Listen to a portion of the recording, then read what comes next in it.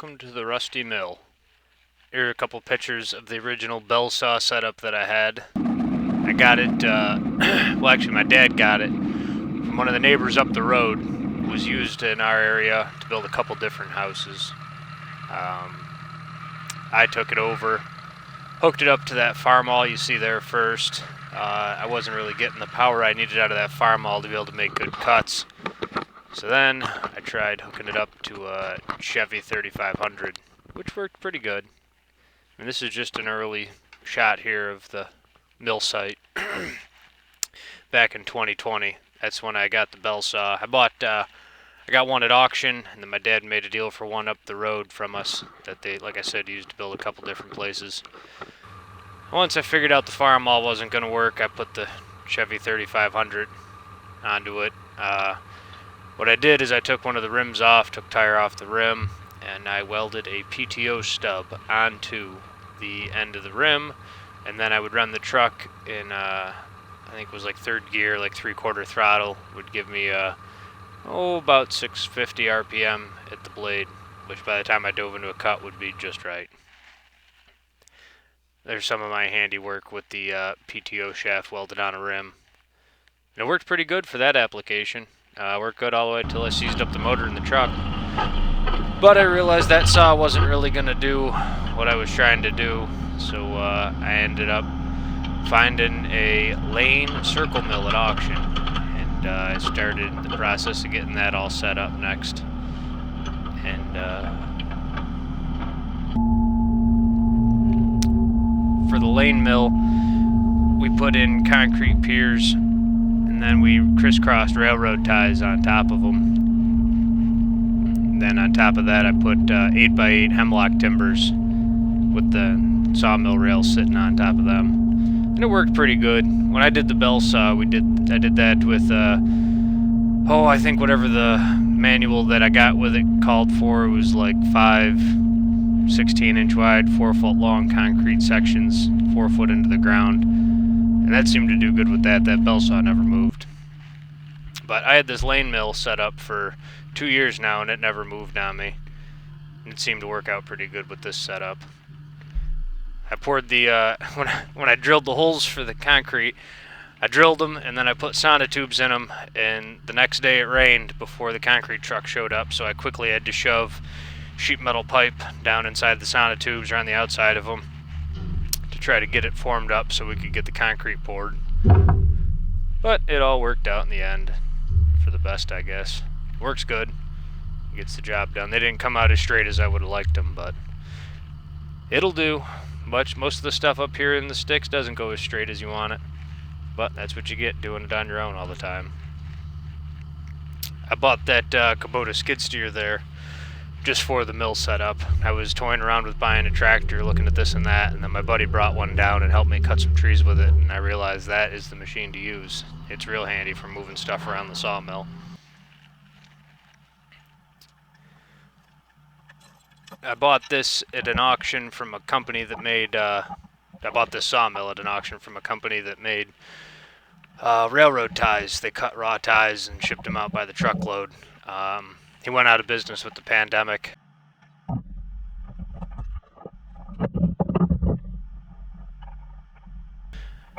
We went up there, me, my dad, and one of our friends, took the sawmill apart piece by piece, loaded it onto trailers with the help of the seller, and then brought it back down to the Rusty Mill site.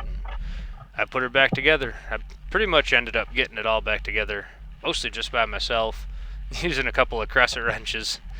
And it seemed to do good enough. I only really had my dad help me line the motor up, and that was about it as far as having people help me on the sawmill setup itself. Had a little bit of help when it came to doing the roof, but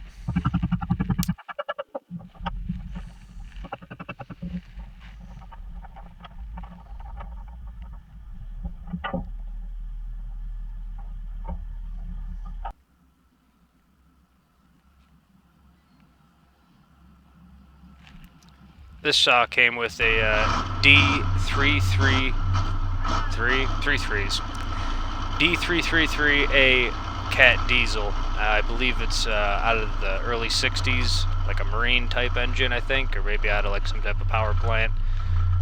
But it suits my purposes. It's what the guy had the saw hooked to before, and it works good for what I need.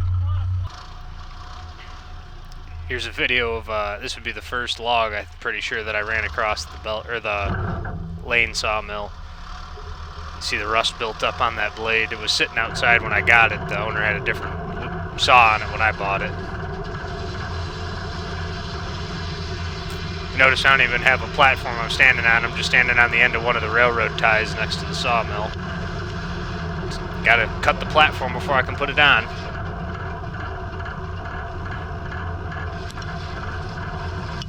Look at the rust coming off that blade too.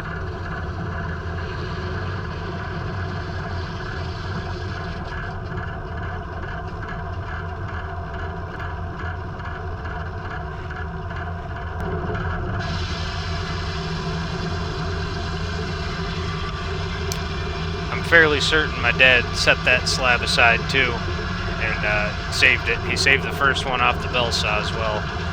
So we should have both the first slabs to come off each sawmill set aside.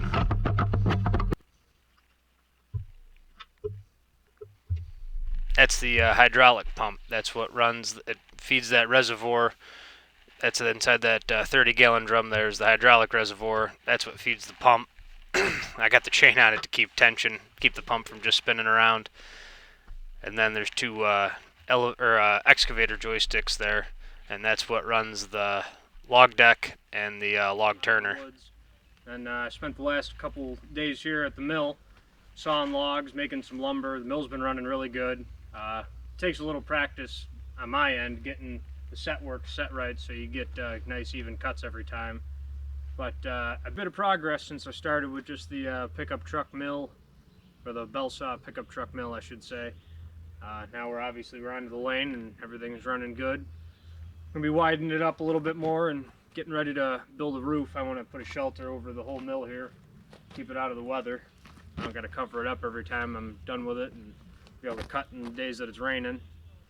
It's quite a bit of work ahead of me still, but... And widened it up we did do. You see in some of the newer videos I picked up that excavator, Old Smoky. That was one of my dad's purchases from the auction. That was quite handy for widening it up. We're going to push down a couple more of them large trees and dig out that area next to the live deck so we can store some logs right next to the mill instead of having to drive to get them all the time.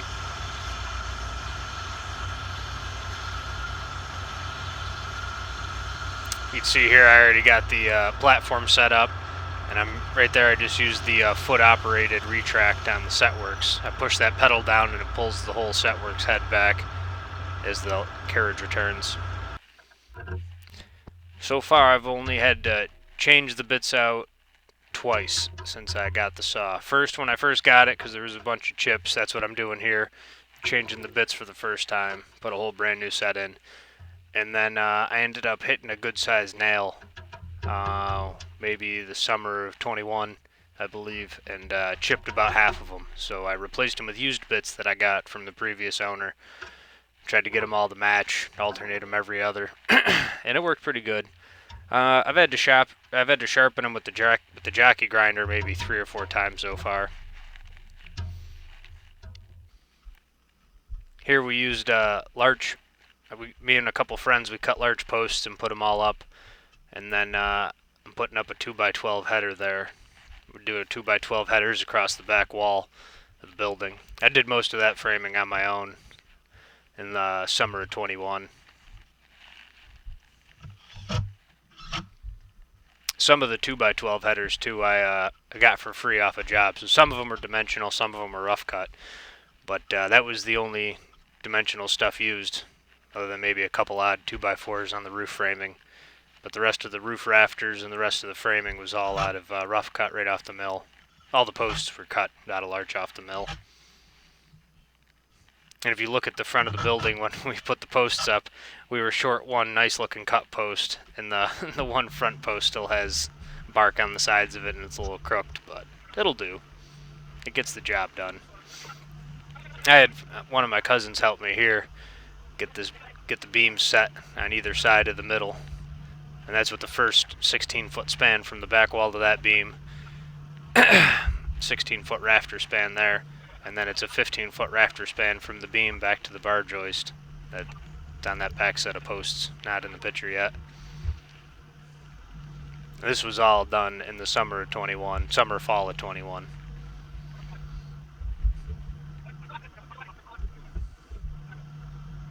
There's a platform I put so I can put the rafters up above the log deck.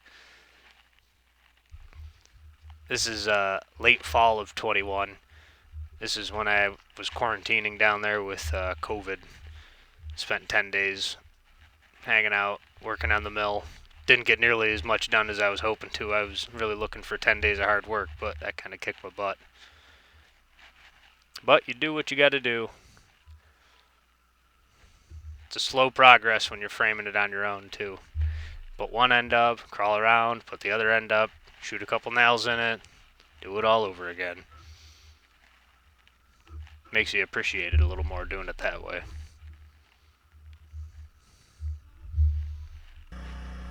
This would be the winter of 21 here, welding together. I took 3 20-foot sections of bar joist that I got off of a job site.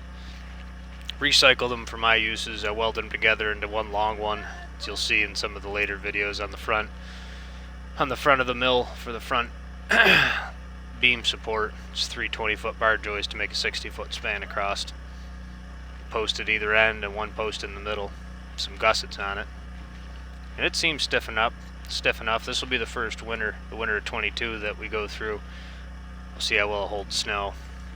Hopefully it doesn't start sagging or fall in on us.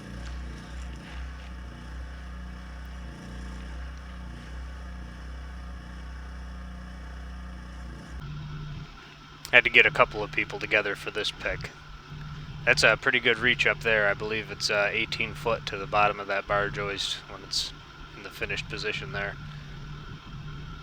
It's a fair-sized building we ended up with. You can see the F12 farm all steel wheels sticking in the right-hand side of the picture there. Maybe one day we'll end up getting that thing on a video, get it started up and driving around. That'd be kind of cool. For now, it just sits up on the hill on display. We had guy lines tied to either side of that bar joist, and man, that thing was just flopping around when we were trying to put it down. I wasn't sure if this was ever going to work, the way that thing was just bowing and flexing, but it's pretty stiff now that I got it all welded and gussets on it and all the supports and everything.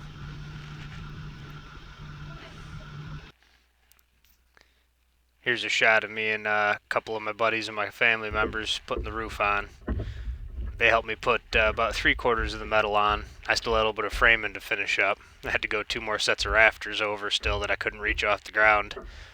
So I got them up and then I finished putting the rest of the metal on myself. But those guys were a big help getting the majority of the big metal on. I ended up doing the whole roof pretty much for free. I just bought that bubble wrap insulation on the bottom. I got all the metal from one of the neighbors up the road here, and I got some of it from a buddy who owns a roofing company, just leftovers from jobs. Worked out pretty good. There's a load of sawn hemlock that's got out of the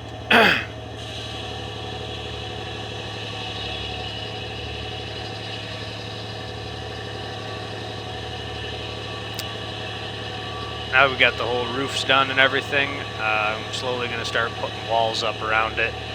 And then I got to start working on some kind of power off bear system, because it is not that enjoyable having to walk all the way around the mill every time I need to move a slab like this. I got to walk all the way around the other side, pull the slabs off, come back around to the operator station. So I'd like to set it up so I could just get a power conveyor there right off the end of the saw, power roller.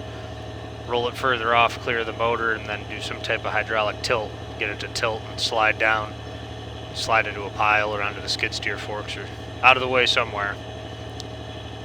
Save me a little time having to walk around. That's the reason I cut so many clips in this log cutting here. I cut the clips out because there's just a lot of boring sections of me walking around the mill. Same thing with some of the parts that I fast forwarded through before. If you were there in real life, it was not that entertaining. It took forever to do most of this stuff. This is about 2 years into the whole process for me. This video here's summer of 22.